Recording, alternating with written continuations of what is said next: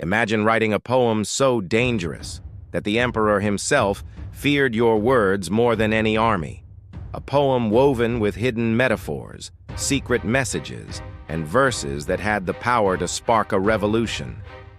This is the story of a poet who challenged an empire's silence and won through the sheer unyielding power of art. In the heart of a powerful empire, where words were weapons and silence was the law, a poet emerged from the shadows. His name was Endre Adi. He lived in a time when every published verse was expected to sing the praises of the ruler, to glorify the state, and to reinforce the iron grip of authority. But Adi's poetry dared to do the unthinkable. It dared to speak the truth. He wrote about the festering corruption that hollowed out the empire from within, the crushing inequality that suffocated the common person, and the untamable fire of the human spirit. But to survive in such a world, to get his message past the ever-watchful eyes of the state, he had to become cleverer than the most cunning censors. He didn't seek fame or fortune. What he craved was far more precious. He sought freedom. His dream was simple yet profound: to write honest words, words that could awaken the minds of a people buried under mountains of propaganda. He longed for a society where individuals could think freely, love freely, and, most importantly, question authority without fear. But this was a dangerous dream. Every time he dipped his quill into ink, he knew the empire's spies were listening. Every metaphor he crafted had to hide a revolution within its folds, every line a coded message of hope. The emperor's decree was absolute. No writing shall undermine the glory of the crown. The consequences for disobedience were severe. Poets, philosophers, and even singers who dared to stray from the official narrative would simply disappear, their voices erased from history. Yet, Adi refused to be silenced. He began a brilliant and perilous game of cat and mouse with the state's censors. He started weaving intricate double meanings into his poems, creating a secret language that only the discerning could understand. In his verses, wilting flowers weren't just plants.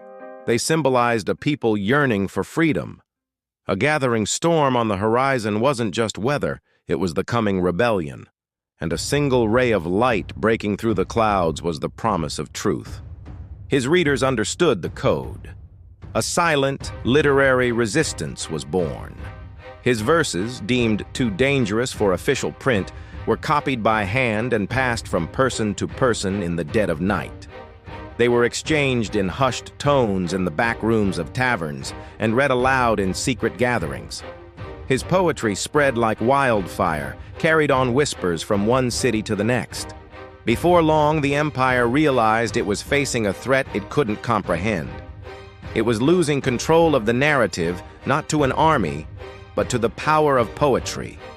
The empire, enraged and desperate, moved to crush him once and for all. They banned his work, threw his publishers into dungeons, and held public burnings of his manuscripts, hoping to turn his words to ash. But it was too late. The seeds he had planted had already taken root in the hearts and minds of the people. They had memorized his words. His verses became their anthems of defiance. Even soldiers, sent to enforce the emperor's will, were heard whispering his forbidden lines before battle, finding strength in his courage. When Adi was finally arrested and brought before the emperor, he stood not as a criminal, but as a symbol of an unbreakable spirit. He looked the most powerful man in the empire in the eye and spoke words that would echo through the ages. "You can burn my paper, but you cannot extinguish the fire it started." His defiance outlived him, outlived the censors, and ultimately outlived the empire itself. His coded poems became timeless symbols of defiance, passed down through generations, living proof that an idea, once it is born, can never truly be buried. From every age of censorship, a new poet rises, armed with nothing but words. Empires fall, but poetry endures, because truth, no matter how softly it is spoken, always finds a way to be heard. If this story moved you, let us know in the comments. And be sure to subscribe so you don't miss our next tale. Thank you for watching.